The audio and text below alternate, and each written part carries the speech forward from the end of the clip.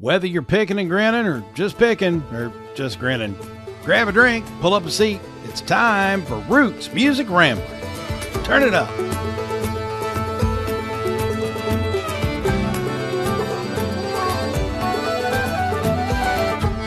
So, in like my day job, my real job, I'm a teacher. I teach junior high, and I teach literature. So we read some Edgar Allan Poe in 8th grade. And I saw on your and Karen's Instagram pages that you guys did this like Edgar Allan Poe thing. Yeah. And you were on a boat, and I want to know all about it. And I want to do it. So tell me. Okay. Yeah. So the Belle of Louisville is an old, paddle boat, steamboat on the river in Louisville. And part of their programming, and I didn't know this until Karen pointed it out because, she's my social planner. I don't pay attention to anything. She said, hey, Belle of Louisville does theatrical performances. And for October, they're doing an evening of Edgar Allan Poe, basically performances. It's not really readings. It's more of a, 3-person theatrical thing. And they did, I think, I don't know, 8 or 9 of his pieces, and they acted them out, and it was in the round on the middle deck of the boat. There were probably, 50 or 60 people in the audience, maybe a little bit more. So the boat wasn't full. It was just the middle part that was full. And of course they had, a bar and concessions and stuff like that. So it was a really kind of almost a dinner theater-esque kind of thing, with 3 actors sort of, going through several Edgar Allan Poe things, and the riverboat, departs from downtown Louisville, right on the river, obviously downtown, and it goes all the way up to the East End Bridge, which is literally 2 miles from my house. Okay. So, which is about a 15-minute drive, but it's, it's a 45-minute to an hour boat ride, and then they turn around and take you back. And so it was just a fun night out on the river, cool environment, something neat and different to do, and we had a really good time. It was fun. Good. Oh, that sounds awesome. I mean, I would love that, get my total nerd on with some literature. Yep. And then to be on the river and with a cocktail.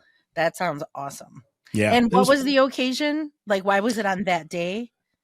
Actually, the day was the anniversary of Edgar Allan Poe's death.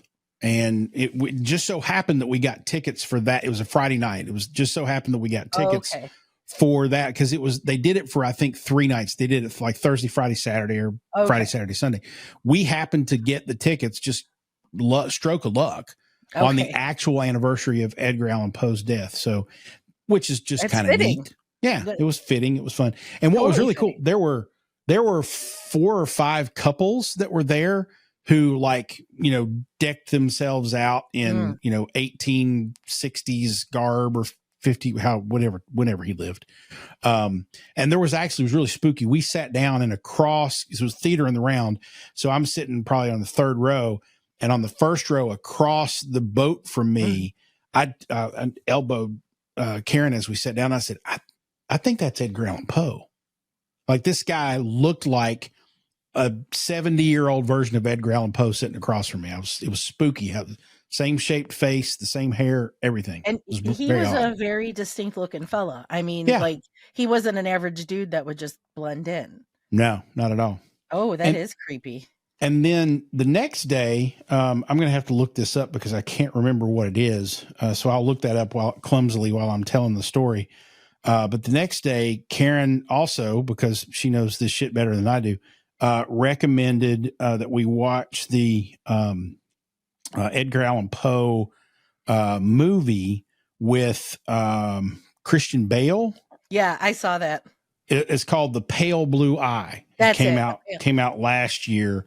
And the young man in the cast who plays Edgar Allan Poe, Harry Melling, does a great job. He looks a little bit like him, but I mean, it's a really good, Edgar Allan Poe-esque murder mystery kind of thing. And Christian Bale's always really good. So recommend that movie to you as well. I have seen that movie. I just happened to come across it on Netflix, and it was not long after we had read The Telltale Heart, with my 8th grade literature class last year that I just happened to find it. And I was like, yes, because I was in the Poe mood. And then some of my students found it too, because they were all into Poe then. So they found it too. And then they were so excited to come back to class and talk to me about it. So yeah, it's a good movie. And that dude that plays Edgar Allan Poe, he's a little creepy looking too. Sorry. Yeah. He could be much more sinister than he is in that movie, but Yeah. I'm sure he will be at some point along the path. Welcome to Roots Music Rambler. She's Frank. He's Falls. And we're rambling on through the stories behind the music we love. Today on the show, we are talking with Ella Salter and the Sunday Sinners. Ella is a singer-songwriter from South Alabama / East Texas. She claims both. And how I got to know Ella was through Facebook music groups, right? When I talk to non-music people about it, I refer to them as my Facebook nerd music groups. And that's how Ella and I met, and we became friends on Facebook. We have never met face to face, but we've been friends for about 4 years now. And when I first launched Roots Music Rambler back in 2019, Ella was just putting out her first album, and she had asked, if I could help her out in any way. And it was just not the right time for me personally. And then, we all know what happened, the pandemic. So when Jason and I relaunched Roots Music Rambler this year, I said, we got to get Ella on the show. So she was one of the first people that I asked to be a guest because I really want to help her out. She's talk about, working from the ground up. Right. Mm-hmm. And she and her band have really worked hard and come a long way. And I would love nothing more than to, for them to see some great success. Yeah, and her 2019 album that Frank referred to there is called Beverly, is actually a tribute album to her sister who passed away. And I kind of binged it this last week, kind of prepping for the show, and I got to tell you, it's really good. I mean, it's a very well produced, clean, crisp album. And when we talked to Ella, she said she would like to go back and re-record the vocals. But it was her first album. It was the first time she'd ever done that. And so you're going to get that from artists a lot, but I really enjoyed it. The first thing that hit me when I started listening, the first track's called Leaving. And I pushed play and I almost immediately got like a Natalie Merchant vibe from her voice. She's got a lower octave voice, and she's not as, wispy, I guess, as Natalie Merchant. She's more straightforward, country singer, country vocalist. But I really enjoyed her voice. The band is really good. The recording's really good. I know she's got a few new members of the band now. But we had a really good conversation with them, and they've got a really nice mix of, kind of traditional country sound, but there's a little bit of blues, there's a little bit of rock, a little bit of pop, a little bit of Cajun bayou country stuff. A little bit of folk. Yeah, a little bit of folk. So a really good, hybrid mix of a lot of different things, which is kind of the definition of Americana music. So we're going to talk to her about that. And we're going to talk to, and the band joined us too. So that's a new one. We have an interesting visual because we got them all basically sitting in a furniture store talking to us, which is awesome. That's great. That's great. So, and of course, we're going to share our weekly pick and the grinning. We share our picks for whose music is making us grin the most this week. Might be new artists, might be old, but they'll sure be good. All right. Before we kick it all off, though, I want to ask you, because you've mentioned this a couple times on the show, but we haven't talked about it. You are Italian, as we like to say in the South. It's not just the South. But anyway, but I'm interested. This is going to be. I'm going to ask this the dumb guy way. So, is your roots music basically just Frank Sinatra all the time? No. Well, shall I elaborate? Okay. Yeah. Tell us what you and your family, what music did you grow up with before you started to discover your own stuff? So I actually wrote a blog post about this a number of years ago, which is no longer live. So sorry, but I can summarize.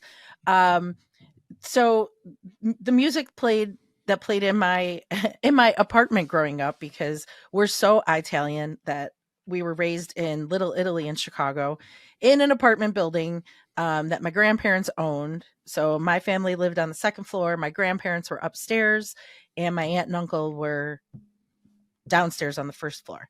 And then my dad's brother and his wife and kids lived next door. So we were the stereotypical, think Bronx Tale. That was us. Okay. So what we heard growing up was a very wide range. Um I remember dancing with my dad in the living room or dining room, whatever. It was this small apartment, so who cares, right? But he would play music, the 8 tracks. He would play 8-track tapes. So he played everything from, Chuck Mangione, what else do I remember? Santana. And then of course, because it was like required listening in our neighborhood, the Rocky soundtrack. So that was that was my growing up. And then when I was older, I have a younger brother. He's 6 years younger than me, and he played travel hockey. So we spent a lot of time as a family. So there were 5 of us: my parents, me, my brother, and then my sister. She's the middle kid.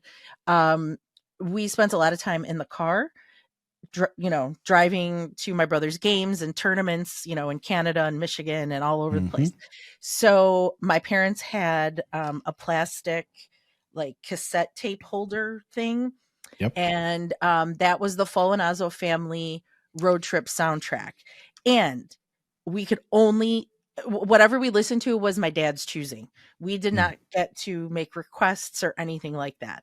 Wow. Was there Frank Sinatra included in there? Of course.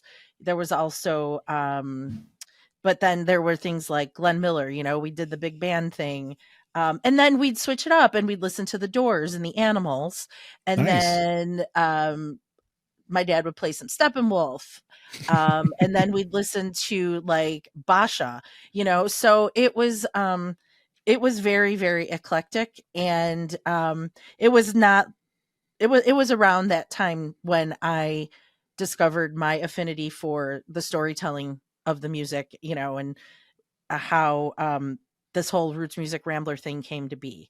Yeah, that's awesome. Well, it reminds me when I was right out of graduate school, I moved to New York City, and my roommate Joe and he and I went to grad school together. So Joe and I got an apartment in New York City, and we lived in Jersey City Heights across the river over in Jersey City. And we lived in the second floor of a brownstone. And Don and Alice lived in, they were an older couple, lived in the first floor. Their oldest daughter, who was still single, lived on the third floor.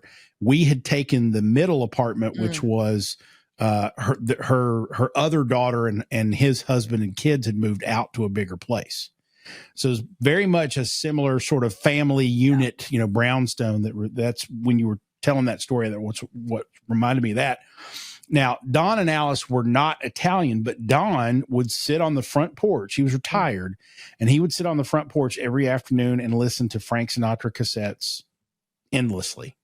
And he was just always there listening to Frank. You could always hear Frank Sinatra walking down Carlton Avenue in Jersey City because of Don, which was super cool. And they were an amazing people. Joe and I were 24 years old. We were in New York City. He was from Frederick, Maryland. I was from the backwoods of Kentucky, and neither one of us went home for Thanksgiving. So Don and Alice insisted that we eat Thanksgiving dinner with them.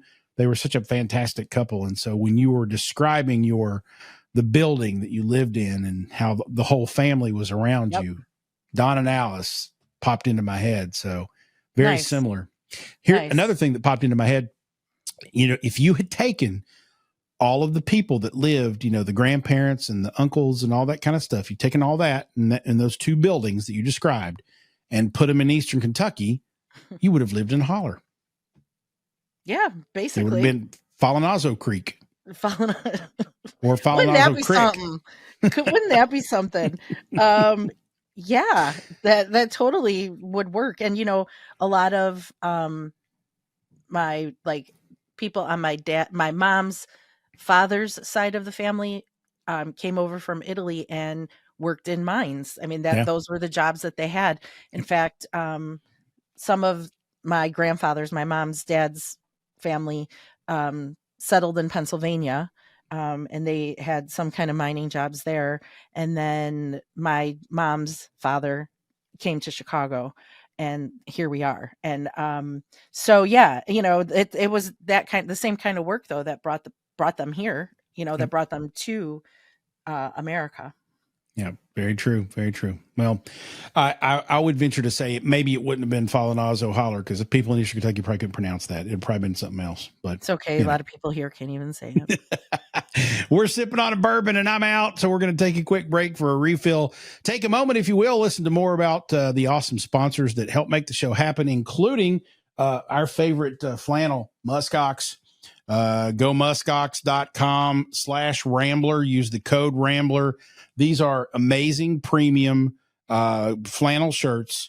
They have thick and thin. So they have like an all season flannel, and they have obviously the winter season flannels. I have one, over my shoulder here. And I've worn one a couple times on the show. Go muskox.com/Rambler. If you use the code Rambler, you get a discount.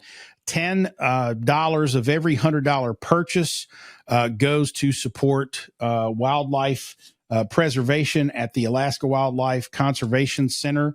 So go muskox.com/Rambler. Love these shirts. They are buttery soft and built like a tank, just like me. Just like Jason. This is Roots Music Rambler.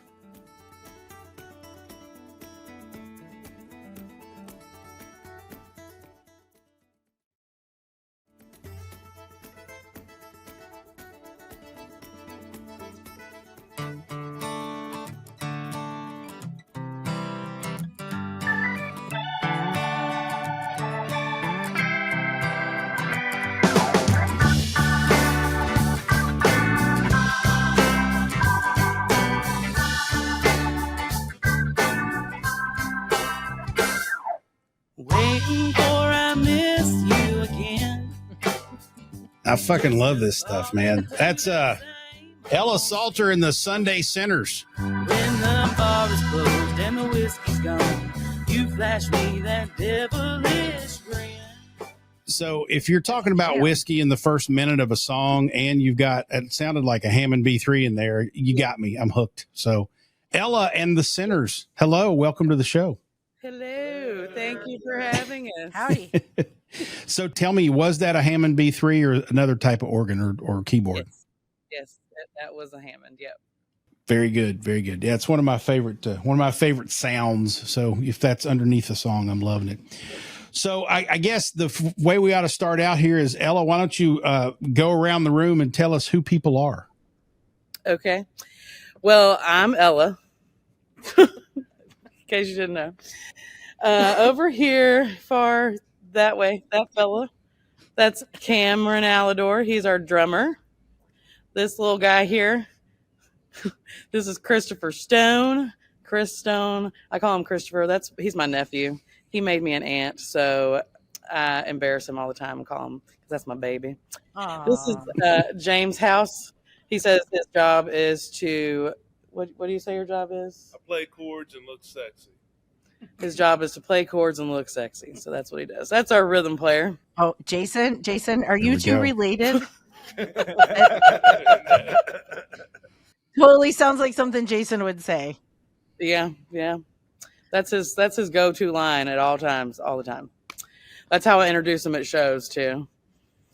So we have Rob Flanagan. He plays keys and sings and roadies like a madman. Oh yeah. Drew here, he's the original still left with me from the very beginning. Drew Andrews, he plays lead guitar, backup vocals. He's my band husband. He's the one who's helped me stay sort of sane these last almost 4 years. And then we have Beth Searcy. She's our resident tambourinist.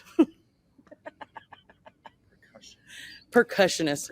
Multi-instrumentalist. Yes. She's a percussionist. She plays all the little things.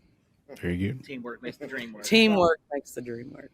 So tell us how the band got started. And I'm sure, as you sort of alluded to when you were introducing everybody, it's had an evolution, or you and your music have had an evolution with who's been with you and who's been playing with you. So kind of give us the background of where you came from as a musician and as a group, and where you are today. Yeah, so I didn't start playing even solo by myself until I think it's been 7 or 8 years ago now. And after I started playing solo shows, I got with some of my buddies, one of which being this fella right here. And they had a 3-piece band, and we kind of joined forces and started a new band. That was Ella and Nobody Special. And we played a little bit together that way. And then I had the opportunity to record that album, the Beverly album, in 2019. And that's whenever the evolution into the Sunday Sinners happened. I really wanted to focus on my original music and not so much the covers and all that kind of, bar scene kind of deal anymore. So that's whenever I started the Sunday Sinners. And a couple of the guys from the old band came over with me. We added a new drummer, some other folks, and it's been an evolution over the last year, but the last few years. We'll be together. We'll have the Sunday Sinners will have existed for 4 years this November. That's what I thought, because we connected on Facebook about 4 years ago, right? Yeah, I want to say it was probably really close to around the time that I was recording that first album. And that was the first, like when I first launched the podcast, and we had talked about you being a guest then, but then the world shut down and so did the podcast. So, yeah, here we are, right? So we got you on. Yeah, that turned out to be a great time to release an album. That was super, super awesome timing. Like release an album, like literally the last few days of 2019. Quit my full-time job to play music full-time, and then let the world get shut down right immediately after. That was great. That was super awesome. Yeah. Yuck. Well, I was going to ask how COVID impacted you, but I'm sure it impacted you the way it impacted everybody else. Now, I understand you guys are currently doing an Indiegogo to fund a new record. So tell us a little bit about the new project and where people can go to help you. Yeah, so we partnered with this music group out in Texas, Edgewater Music Group. They're located in Houston, and they've helped us develop this Indiegogo campaign that we're going to be using to fund our new album. We've been working on these songs for a while now at this point, and we were originally going to be recording ourselves. We had actually already started recording just ourselves at a friend of ours' house, basically. And then Edgewater reached out to me, and whenever that happened, this big opportunity came to work with this studio, and they work directly with Sony Music. So they'll be, Sony Music will be distributing our songs once we get them all recorded and everything. So it's a pretty big deal. So we've launched the Indiegogo to help us raise the money to cover the cost of recording and all of the things that go with that. It's a big bill to be able to foot, so that's why we did the Indiegogo campaign. And I understand it's going pretty well so far. Yeah, it's going well so far. We're pretty much right on target where we want to be right now. We're almost 50% funded, and we've got a few weeks left. So hopefully, fingers crossed, we get there, and we'll be able to make our trek out to Houston and get this album recorded. So while we're talking about the new album and all the preparations that go into that, obviously you've been working on songs, but I know that probably the livelihood of what you do, as it is with any musician and any band, is touring. So tell us a little bit about how that, looks like a band of ruffians. How do you guys get around, and tell us what touring with Ella Salter and the Sunday Sinners is like? Well, it's definitely fun. We backed off of playing as many live shows this year as we normally would be doing, just because we've been focusing so much on writing new music. But we have also, at the same time, we've been playing a lot more out of our immediate area. That normally leads to, we've been doing a lot of Mississippi runs this year,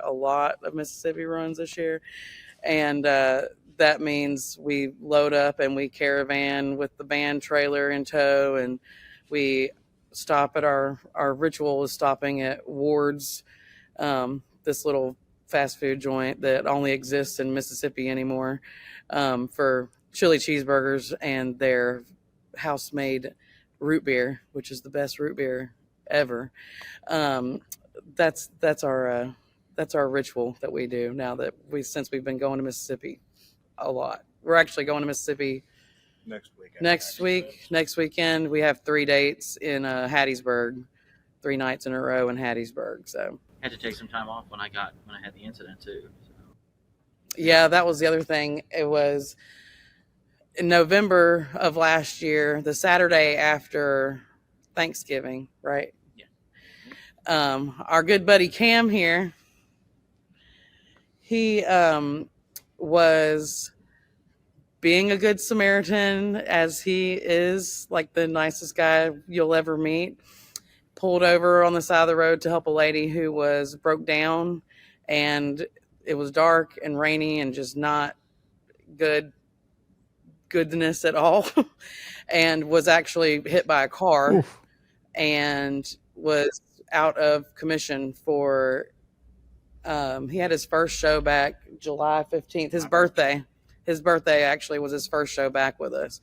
So that was another thing that we weren't gonna try to forge on ahead without him being back with us. So that's another reason why we kind of laid back on it was a good excuse to lay back on the playing, to be able to focus on the songwriting. Wow.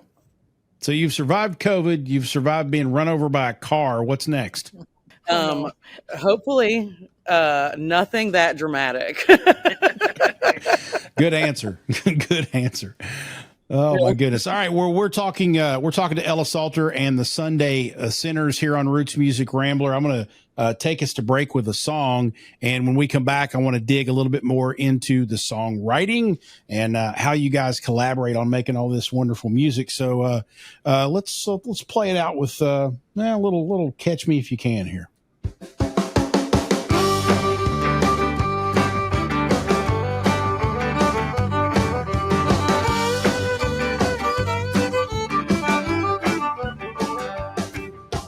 Driving in the fast lane, running far from my pain like every other Saturday night. Thinking if I just leave, no way you can find me and everything will be all right.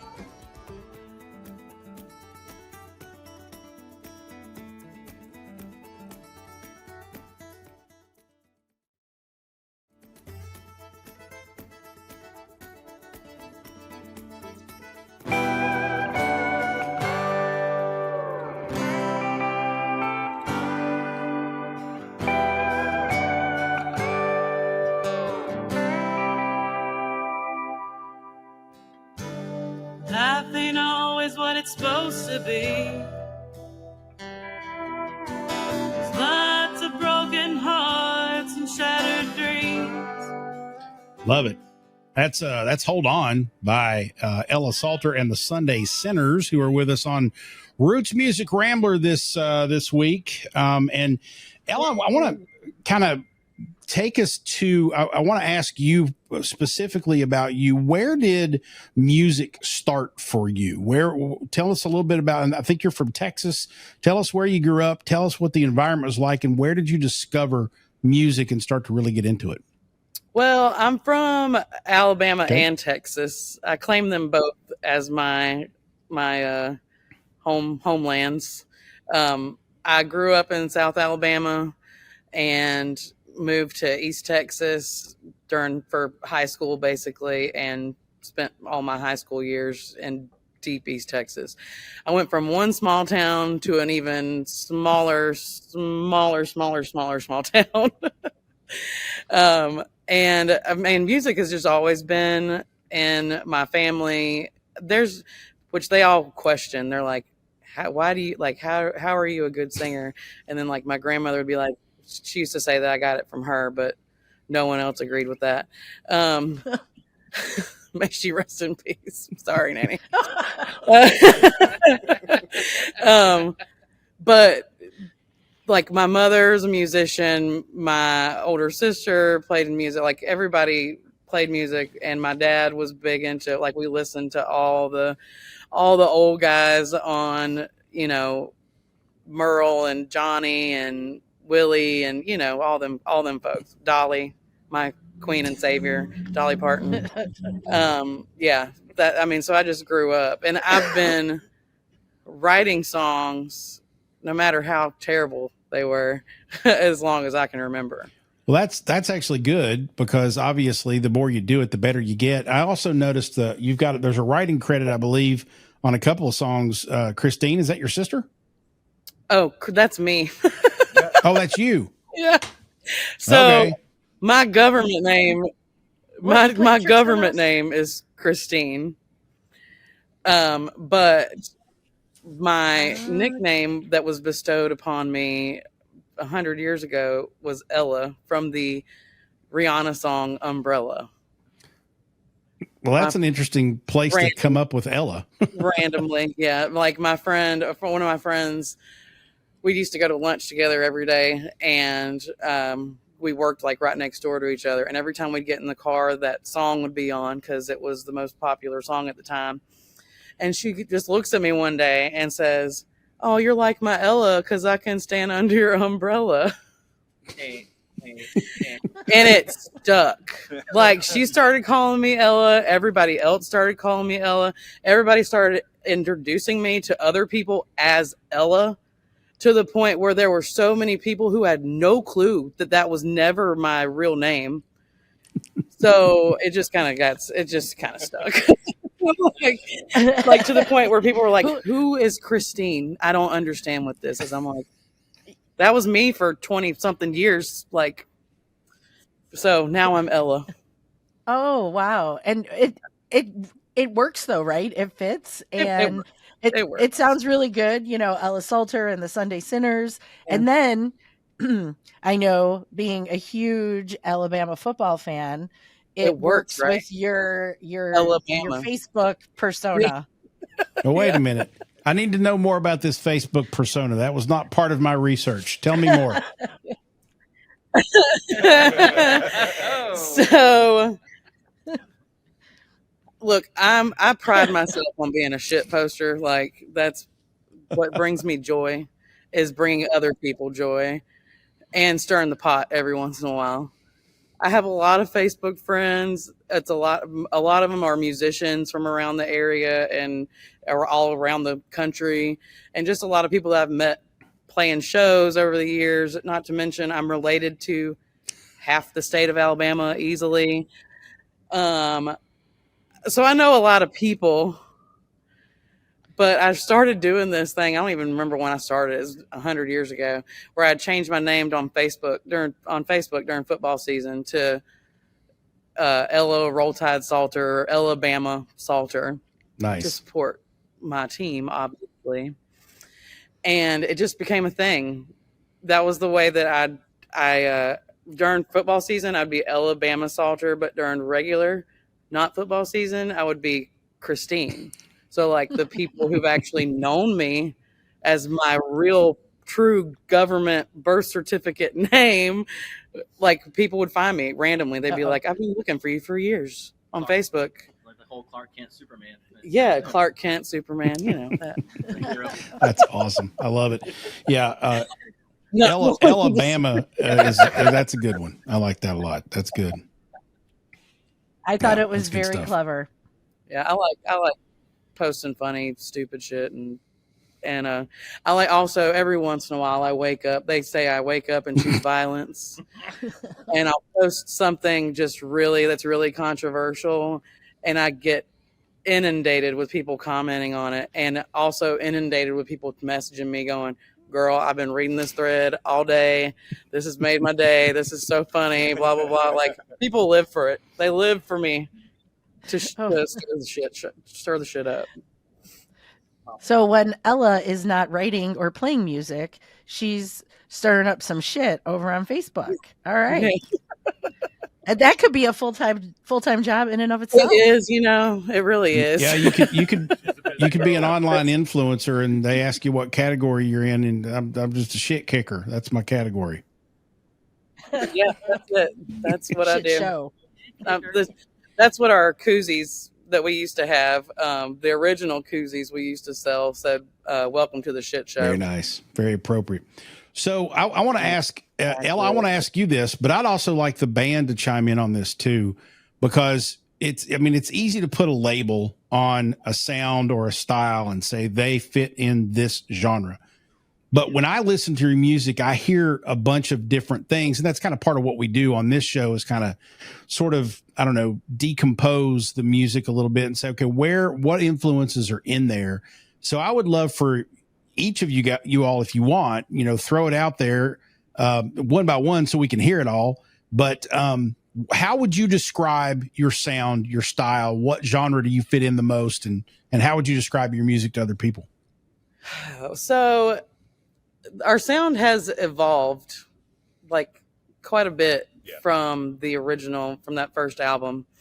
And that first album was very much on purpose, by design, made to feel very old school, classic country.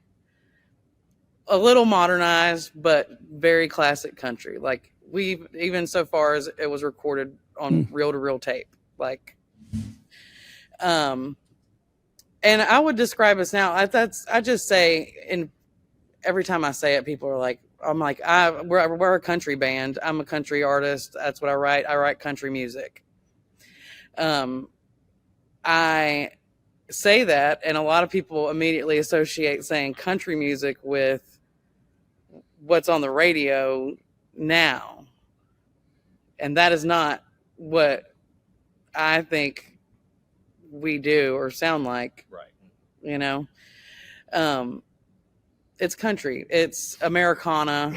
It's a little rock, a little blues. There's influences from underneath that whole umbrella of country music. Folk. Yeah. A little bit of folk. I've heard some Cajun in there. Just a little. There's that too. I mean, we are in South Alabama, which is basically, it used to be Louisiana. So, we on the bayou down here too. Yeah. With lyrically, some of our songs that we've written here recently, there's a slight hint of grunge to it as well. Not necessarily vocally, but lyrically. Right. There's a little bit of a grunge influence to it as well. Yeah. I like it. I'd say lyrically and even musically, just because like she mentioned, how we don't necessarily fit, what you would think that what we would sound like on the radio. The one word that comes to mind to me is honest. Yeah. And by that meaning, we don't sugarcoat shit. We write how we feel. We make it work in a songwriting context, and we don't sugarcoat the music either. It's straightforward. It's honest. It's what's the word I'm trying to think of? Authentic. There it is. Authentic. It's authentic. Good word. SAT word. Yeah. as cliched as it may be, authentic is the best way to put it, because like I said, we try to be as authentic and as honest as possible. Absolutely. And on the same token, I mean, you can sit here and you can look at us. We're a ragtag group. We're all different with our own aspects, but it all fits and blends together in, I guess, what you call a melting pot of music. I mean, we all have different styles, different We've got backgrounds. And metalheads over here. We're the metalheads. We got deadheads over here. Like, we got country rock, hip hop. Like, we got Beth.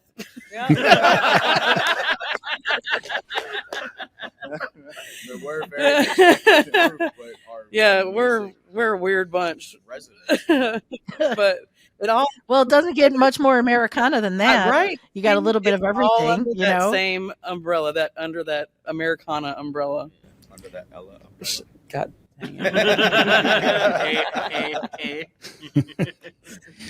So when you're writing music, how does a song come together? Do you guys bring ideas to the table? Is it one or two people that are kind of leading the way? How does a song come together for you? James plays a riff and we put words to it. So we've done this several ways. A lot of times I'll say, okay, I have this idea, or I might have like some lyrics. It won't be at one or two lines. I might have a whole verse, chorus. I might have a whole song written out. I might have just a bunch of different verses that I'm like, these could go together. I don't know. And we'll work with that. Sometimes we come in and we're just setting up for rehearsal, and James has done this a few times where he's sitting there playing something. I'm like, what is that? What are you playing? And he's like, I don't know. I just made it up. I'm like, keep doing that. keep making that up. And so then we'll sit there and be like, what do we want to, what does this feel like? Like, what do we want to write about with this? And just kind of go from there. We wrote one at a sound check at a show. Nice. At a We sound wrote check. Try Jesus. Yeah. Our song Try Jesus, Don't Try Me. We literally wrote, we were playing in Mississippi in Ocean Springs at the Julep Room. It was a trio gig. It was me, Drew, and James. And I was coming in hot and I was mad about something. And I came in and I was like, I decided that I wanted to write a song called Try Jesus, Don't Try Me.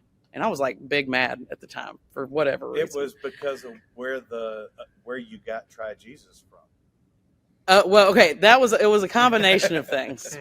For one, I was having to listen to the Alabama game on my drive to the gig, and I wasn't happy about what was happening in the Alabama game.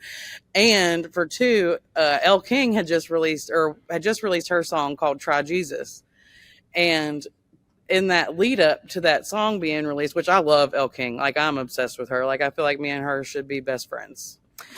But in the lead up to that song coming out, it's being hyped up to be released. And in my brain, I just got it in my brain that the song was going to be something along the lines of Try Jesus, Don't Try Me. That just in my brain, that's just what made sense. And then that song came out, and it's a great song. I love that song, but it wasn't Try Jesus, Don't Try Me. So I walked in there. I was mad about the football game. I walk in. I was running late, as usual, probably ish. And I was like, I want to write a song called Try Jesus, Don't Try Me. And then we're sitting there getting ready to start playing, and James starts playing this little, like these chords. And I was like, but what is that? And he's like, I don't know. I just made it up. Okay, keep making it up. And we sat there. We were supposed to start playing already at that point. Yeah. And we were like, we just got into it. Drew starts picking along, and I start like singing these words. And I was like, okay, that's going to be it. We have to stop now because we do have to put a show on. But we're getting paid for this. Hold on to that. And then a couple months later, I ended up going through a relationship situation that aligned with the song as we were writing it. And so that gave us the inspiration of how to finish that song. Right. And that's how Try Jesus came to be. It's the ultimate fuck around and find out. Yeah, it's very much fuck around and find out. I love it. So is that Yeah. I say is that one going to be on the new I'm album? really yes, that one's definitely going to be on the new album for sure. Awesome. That's one of my like. I say that's one of my favorites. Every new song we write, pretty much, I'm like, that's my favorite. Sure. Yeah. Well, I can't wait to hear it. And talk about authentic. I mean, you know, you came up with like an idea, a title, and ran with it. And, you know, you got the sexy guy behind you just playing the chords, and there you go. That's the way it should work. Yeah, Yeah, he earned his pay that night. At least for that night. So we're gonna step out for another break here. I want to ask you about the song that I'm going to play us out to. It's the song off of the 2019 album Beverly called Hurricane, and I believe that's a Band of Heathens song. Tell me how that song came about being on the album. So I wanted to, as part of that album, that whole album was a dedication to my little sister, Beverly, who had passed away from cancer. And a lot of those songs on that album are about her or about our life together and all that. And I wanted to include a couple of covers on that album, with it being my first one, I guess.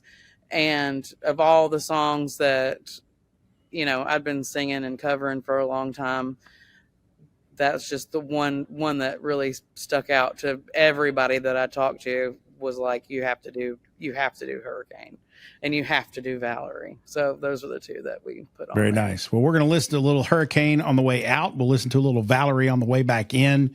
We'll be back in a moment. This is Roots Music Rambler.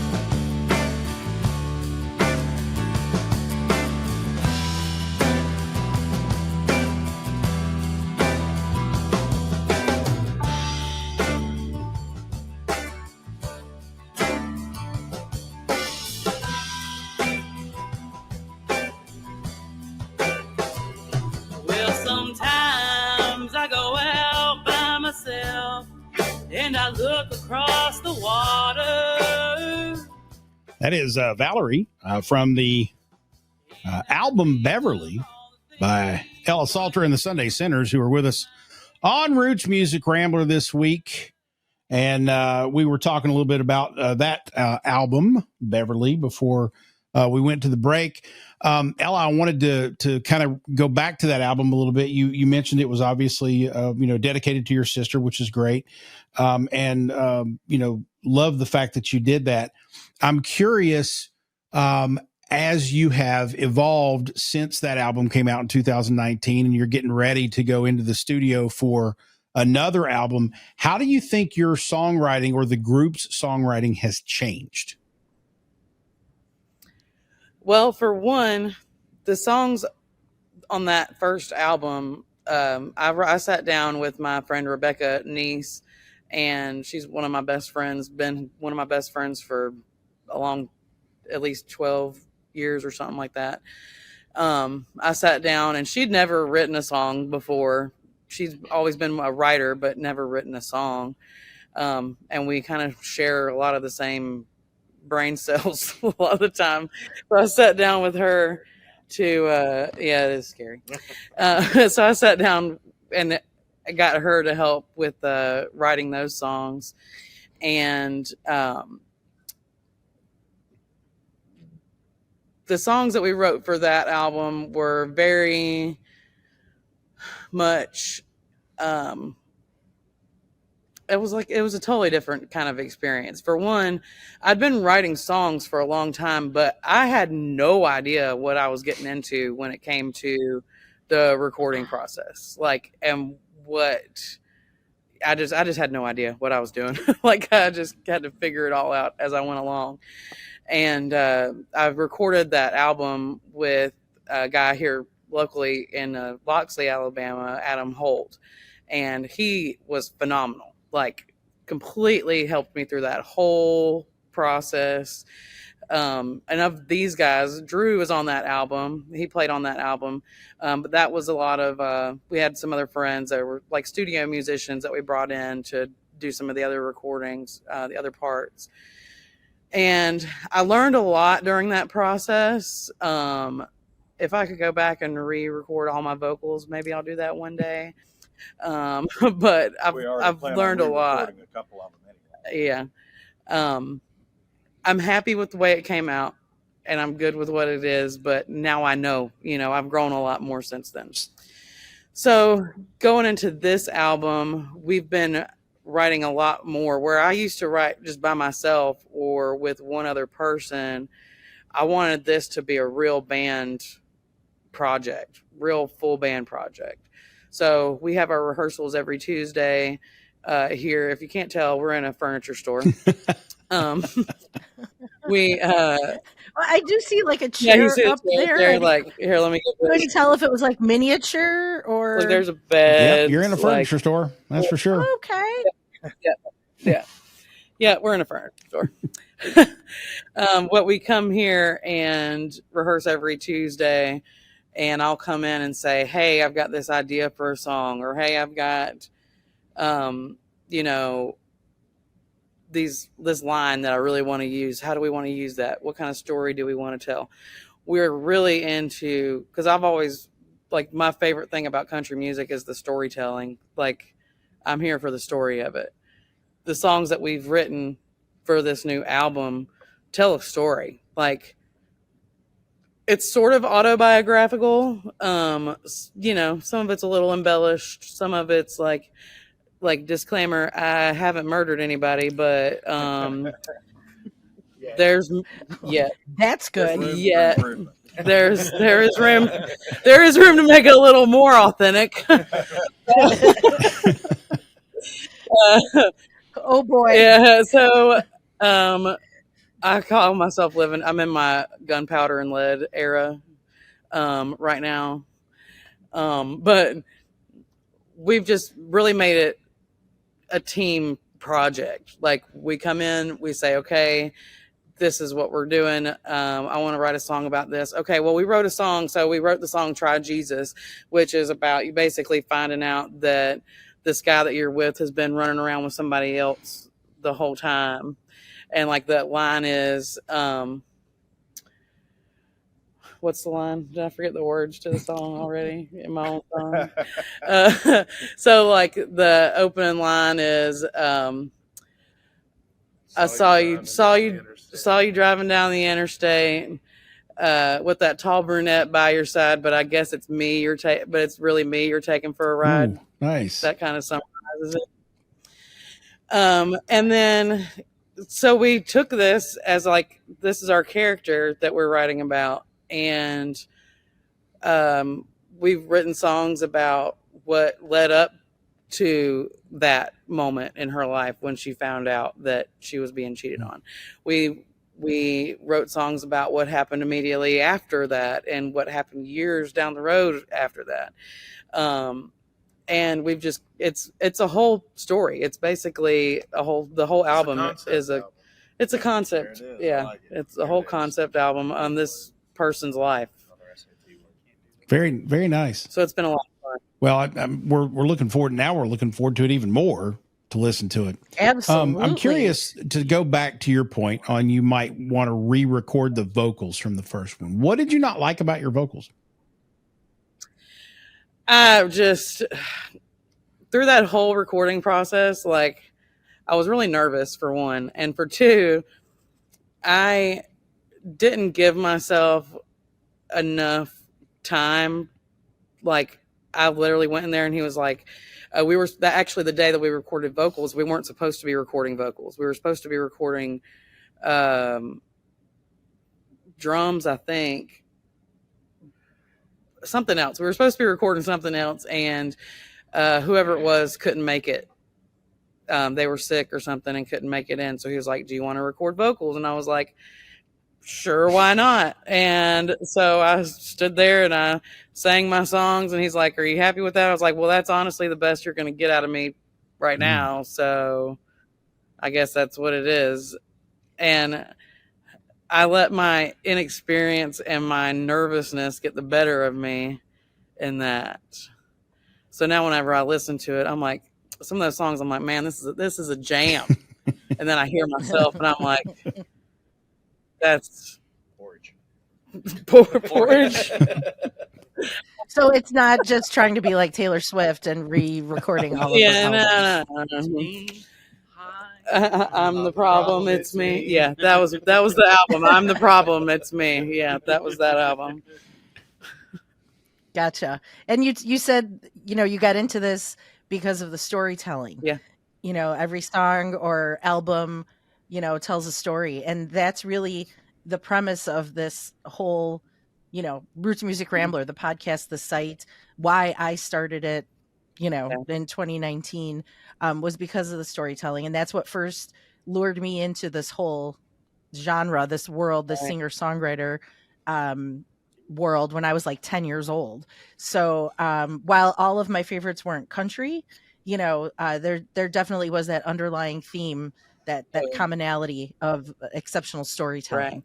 So that's good. Love a song that tells a good story. I remember, because for instance, some of my favorites that have always been, even when I was little, like I already said, Dolly Parton has always been one, and she's a storyteller through and through.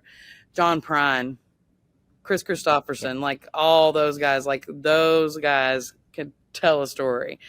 But also one of my core memories for some reason is also when Alanis Morissette came out with Jagged Little Pill. Yep. And that album was everything. It was huge. Yep. And I was a young girl sitting in the back seat of my very religious parents' car singing about scratching my nails down somebody's back. And they were like, what? I remember my mother having a come apart over that. Was like, absolutely not. We're not listening to this. I had an older. That's funny you say that about that album, though, because I think it was such. It was a big deal to a lot of women, especially. I mean, you're a lot younger than I am, right? Yeah. So when that album came out, I had just finished college. I was in my early 20s, and I was like, "Yeah, right? Fucking tell them, Alanis." That was an awakening moment in culture. Yeah. I don't know about you guys in the back, but for me, when I heard that album, I was fucking scared to death. I'm like, she's gonna whoop my ass. Okay, and don't forget it. Right. Try Jesus, don't try me. There we go. You know what? Y'all need to make some bumper stickers. Oh, right. Try Jesus, don't try me, and then we got to get some, because that is a killer line. Yeah. Another thing that I want to talk about. So Jason and I, we've kind of bonded over our mutual admiration for Tyler Childers. Oh, yeah. And you cover some of his songs. So which ones do you guys like to play the most? I've usually played Tyler stuff whenever I'm doing solo stuff, or Drew, we have a duo. We'll do some Tyler stuff, All Yorn and some of the older stuff. Okay. Gosh, what else have we done? Follow You to Virgie. I love that song. Oh, that is such a good song. That one just stabs you in the heart. Tears the heartstrings. So good. But yeah, I love Tyler. He's one of my favorites these days, for sure. Yeah. For sure. Well, I just, if you ever want to know about Virgie, I can tell you, because I'm from Pikeville, which is about 15 minutes down the road. Right. So good stuff. Yeah. Excellent. Very cool. Well, so to give us another reminder, where can people go and find y'all on the internet, but B, also find the Indiegogo to help support this next album, and then give us a little bit of an idea of when we can expect to see new stuff from you. So you can find links to all of our social medias on our website. It's ellisalter.com. We are really active on our Facebook band page. We also have a private group on Facebook. It's called Ella Salter Family that you can join. We do like live streams in there and post fun or stupid stuff. A lot of stupid stuff. Like the behind the scenes kind of stuff we do in that group.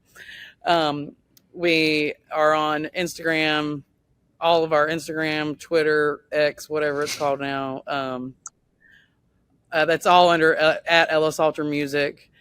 TikTok, if you are a fan of cute dogs, I post my dogs on TikTok all the time. I post our some of our shows and videos and stuff too, but there's a lot of cute dog videos because I have 3 myself. Nice. They say that I have a problem, but I don't see it as a problem. I don't think it's amongst the shit posts. Amongst the shit posts, it's like shit post, cute dog, cute dog, shit post. That's usually got to balance it all. It's balance. It's all about balance. But you can there's links on our webpage, on our website, ellasalter.com. Also, if you go to ellasalter.com, you'll see right on the homepage, as soon as you open it up, there's a link to our Indiegogo campaign. It says something like support our new album, pre-order our new album, or something like that. And if you click that, it takes you straight to the Indiegogo campaign. Nice. And it's posted all over our Facebook and Instagram and all that fun stuff too. That's great. Well, I'm gonna let you guys get back to loading the furniture. Thank you for camping out with us tonight. Thanks for having us. It's been fun. All right, and we're going to go to break with the other song that I promised I would play tonight. So we'll get out of here with a little White Flag from Ella Salter and the Sunday Sinners.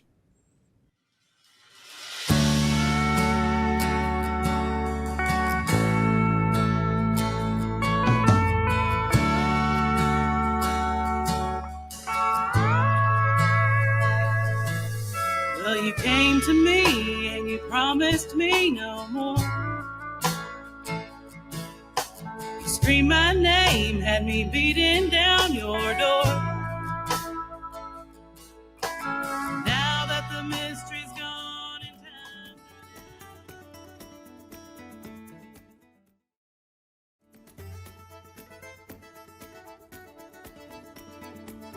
Welcome back to Roots Music Rambler. Fun conversation this evening with Ella Salter and the Sunday Sinners from Sunday there in Big Bob's Bucko Furniture Store in outside of Houston or wherever they were. Mobile, Alabama.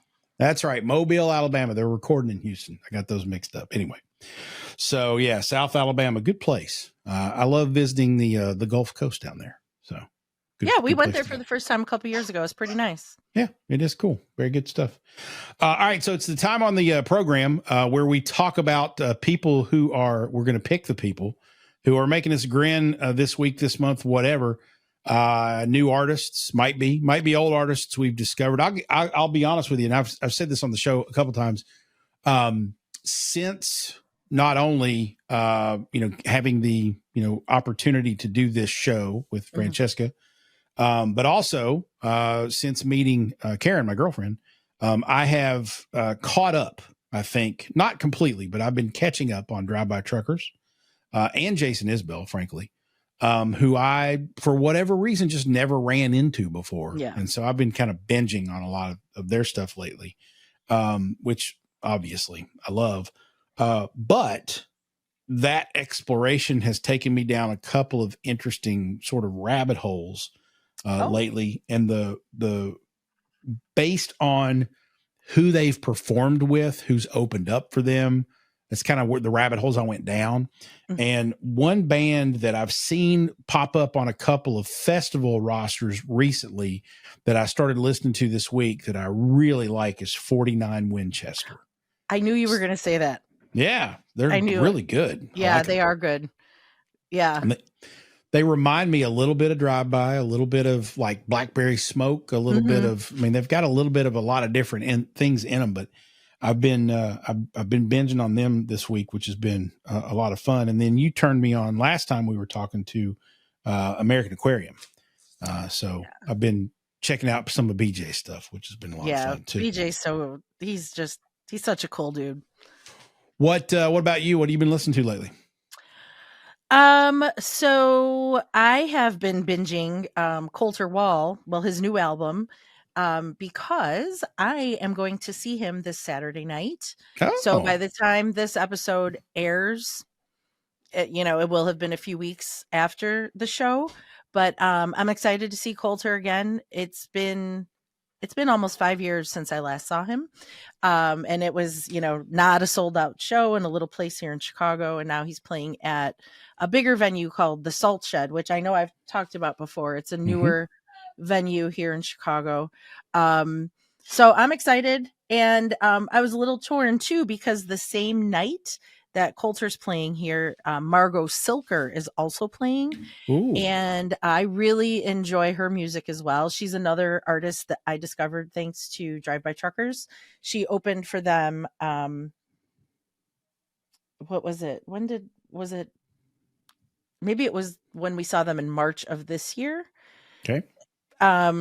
But whatever, it's been within like the last year that she opened for Drive By Truckers, and she was so great. And I was like, yes, I'm your new fan.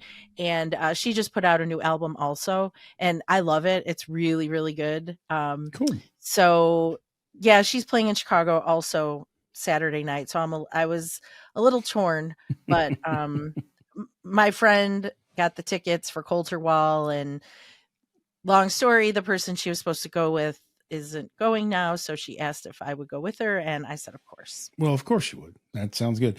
Actually, speaking of Drive By Truckers, not that we want to make the show all about them, but I did find out that on the weekend of December 8th and 9th, Mike Cooley is playing a show here in Louisville. Of course, Karen and I are going.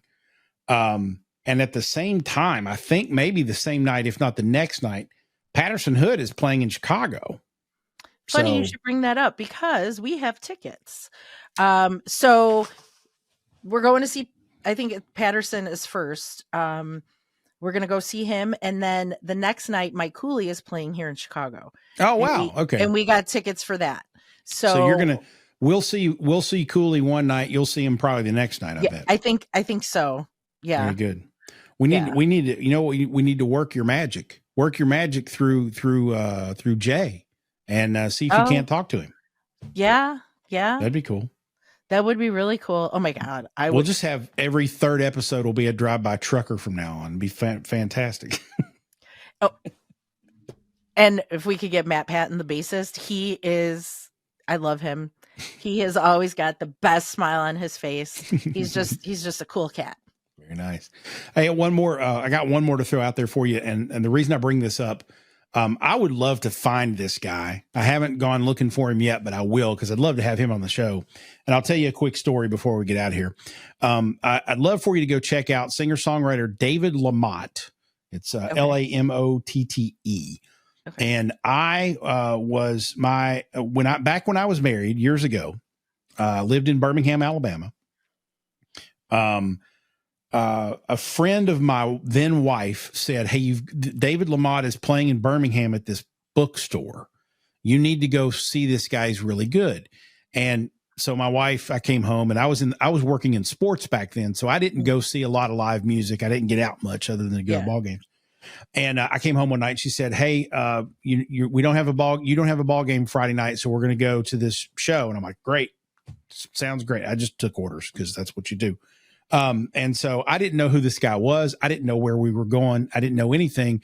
I walk in, and we're on this like second floor of a bookstore, and it's kind of dim lit, and they've set it up kind of like a cafe for a little live music.